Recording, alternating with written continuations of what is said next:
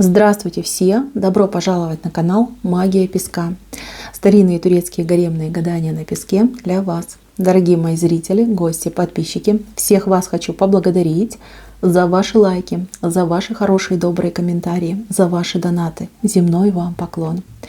Давайте сегодня погадаем на мужчину и узнаем, что он говорит о вас, сам себе и людям своего окружения.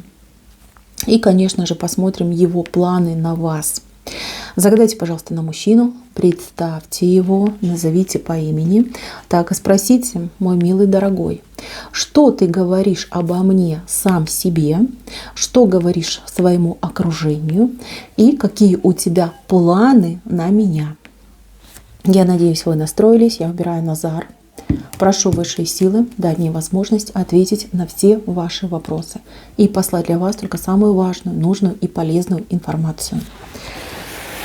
Хочу напомнить, что все мои видео заряжены очень хорошей, теплой, позитивной энергетикой.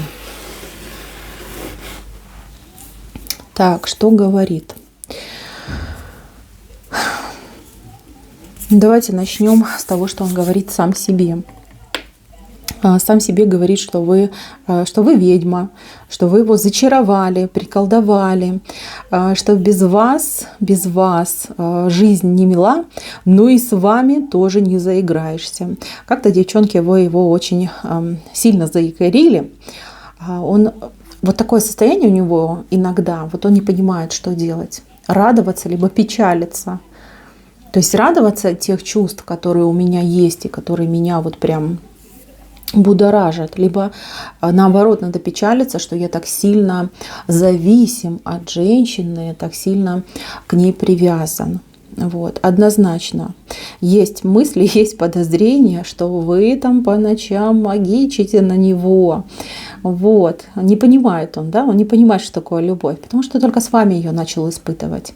До вас, может быть, были какие-то увлечения, там страсти, мордасти, какое-то, знаете, такое юношеское такое ощущение, но с вами пришла настоящая любовь. Пришла и очень конкретно по мозгам ударила. Вот. И он никак еще осознать не может, что это это та самая любовь.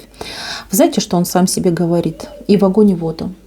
Вот если понадобится, я готов на все. Нужно будет сердце. Вырву из своей груди сердце и ей отдам. Почку, печень, вот все, что ей нужно будет. За нее, говорит, вот прям лягу костьми.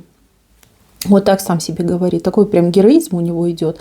Но я сомневаюсь, что мужчина себя так проявляет. Вы меня простите, если я ошибаюсь. Но вот кажется, что он ведет себя немножечко по-другому. То есть у него мысли с проявлениями как-то не дружат. Однозначно не дружат.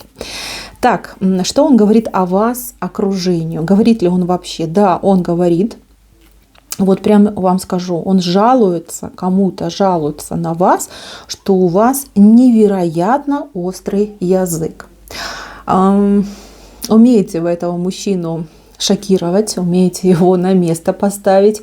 Может быть, он вам этого не показывает, но какому-то мужчинке, не знаю, друг, там сват, брат, начальник, вот прям жалуется, говорит: боже, я не могу ее переспорить, я слова вставить не могу. Так она меня хлестает вот правдой, либо какими-то четкими аргументами. Говорит, вот с ней что-то не то, что-то не то. Говорит, либо кто-то за мной следит и ей информацию сливает, либо 100% она у меня ясновидящая. Вот так вот девчонки и говорит. Мне очень интересно, что вы за женщина, потому что вот такое, вот знаете, это драйв, да, вот смесь восхищения, удивления и ужаса, да, вот вы этого мужчину действительно вот прям нагрели, накалили уже его. Такое интересное состояние. Он, знаете, вот про эту историю, когда медведь покорно идет за охотником. Вот это ваша история. Вам даже стрелять не надо. Этот медведь покорно идет за вами. Вот так. Мои хорошие, довели вы мужчину, да? Сделали его по полной. 10, мои хорошие, прям 10. Так, что еще говорит? Ну, вот не пойму, это либо какая-то, может быть, родственница, может быть мама, может быть бабушка, также могут быть там коллеги, женщины. Вот он что-то рассказывает по поводу вашего умения, что ли, вы что-то готовите, может быть, либо вы как-то там гладите что-то очень прям быстро, красиво, да, что-то вы делаете, какой-то талантик у вас есть, мастерство. И он вот все время хвастается этим, говорит, а вот моя, и давай говорить, вот как там вкусно было, как красиво, как замечательно. И он это делает зря, потому что вот эти слова у этой женщины вызывают зависть. Если вы понимаете, с кем он может говорить, может быть, он вам сам рассказывал, да, попросите, чтобы он этого не делал. Потому что там женщина почему-то, ну, как завидует, что ли, да, либо как думает, как это, я ведь тоже могу. Вот это мне не очень нравится. И, кстати, у кого мама одна, как вдова, либо как разведенная женщина, она может его еще против вас настраивать. То есть каждый раз, когда он вас хвалит, нахваливает, да, вот ей рассказывает, а ее ж прям дергать начинает. И вот это, знаете, как материнская, может быть, ревность, да, как это так, ты мой сын, и нахваливает какую-то там женщину, неправильно, и она начинает что-то там ему, знаете, вот грязь в уши лить, либо какие-то, знаете, сомнения сеять, вот может быть такой момент. Попросите своего мужчину, чтобы он с женщинами по поводу ваших отношений, вас ни в коем случае не разговаривал. Вот прям пусть слово даст, пусть пообещает, слово даст, и этого делать не надо. С мужчинами, пожалуйста, тут проблем я не вижу. А вот женщина мне не нравится. Мне не нравится ответная реакция этой женщины на его речи. Да? Другая бы мама сказала, о боже, сыночек, как же я рада, что у тебя такая замечательная женщина, ты с ней не пропадешь и прочее. А это такая, больно, ревную, прям, знаете, как змея ее кусает. Нет, а я вам подпорчу, а я сейчас что-нибудь скажу, либо еще что-нибудь сделаю, да, чтобы у вас там не было таких ладушек. Вот так бывает. Так, идем дальше, на его планы. Что по его планам? Ну, на ближайшее время, я так скажу, что планов особых у него нет, но, ну, такое, знаете, там куда-то с вами сходить, там пригласить, там встретиться, как-то время провести, ну, это несерьезно, да, это повседневка. Но есть у него какой-то план, связан с ключом, девочки, ключ. Если вы смотрите на парня, с кем вы там общаетесь, встречаетесь только, то однозначно планы на то, чтобы сходиться, съезжаться, жить одной семьей. Если смотрите на мужа, то либо про новое жилище план идет, либо может быть строительство собственного дома, да, чтобы для вас построить дом, либо там для вас купить квартиру. Вот именно почему-то вам хотел бы он это посвятить, чтобы он сказал, смотри, я купил для тебя, либо я построил для тебя. Ну, это прям на такое отдаленное будущее, больше похоже на хрустальную такую его мечту. Так, еще бы он хотел с вами куда-то сходить, поехать, но это что-то отдаленное тоже, знаете, как может быть на курорт куда-то съездить. И так, чтобы прям, знаете, по-королевски хотелось бы, чтобы вам прям, ну, все условия создать, чтобы вас удивить. Вот такой план есть. Если вы с этим мужчиной на расстоянии, то ему бы хотелось, чтобы все-таки вы сходили, съезжались и по ключу все-таки были, ну, одной семьей в одном доме находились.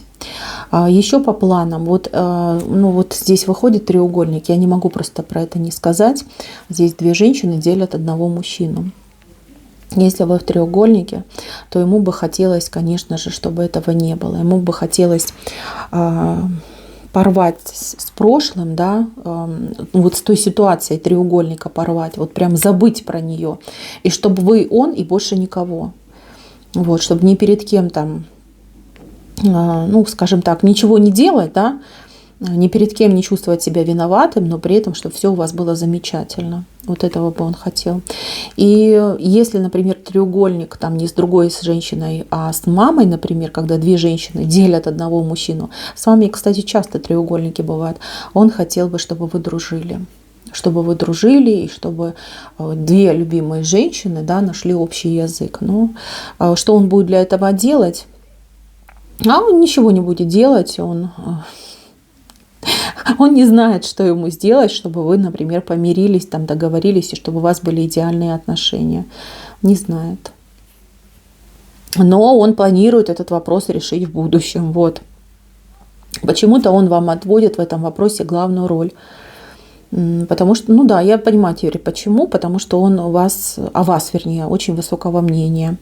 Ну, о ваших умственных способностях, о том, как вы умеете контактировать с людьми, насколько вы решительный человек, насколько честный и справедливый. Вот так вот, мои хорошие. Ну, на ближайшее, вот если вы на расстоянии, то ждите его вот прям в течение там нескольких часов, да, может быть, там день, да, через день. Он уже к вам планы настроил ехать, встречаться. Без вас, конечно, сложно, трудно. Если муж на работе, ну то же самое, девчонки, прямо минутки считает, когда же я попаду домой. Ему, кстати, очень-очень с вами тепло и уютно. Здесь даже больше не про жажду интимной жизни, а про уют и тепло, которое вы ему даете. Вот там, где вы, там хорошо. Там вот прям, знаете, как рай для него. Когда он не с вами, ему холодно и страшно. Вот как-то так. Мои милые, на этом все. Спасибо всем за внимание. Всем пока-пока.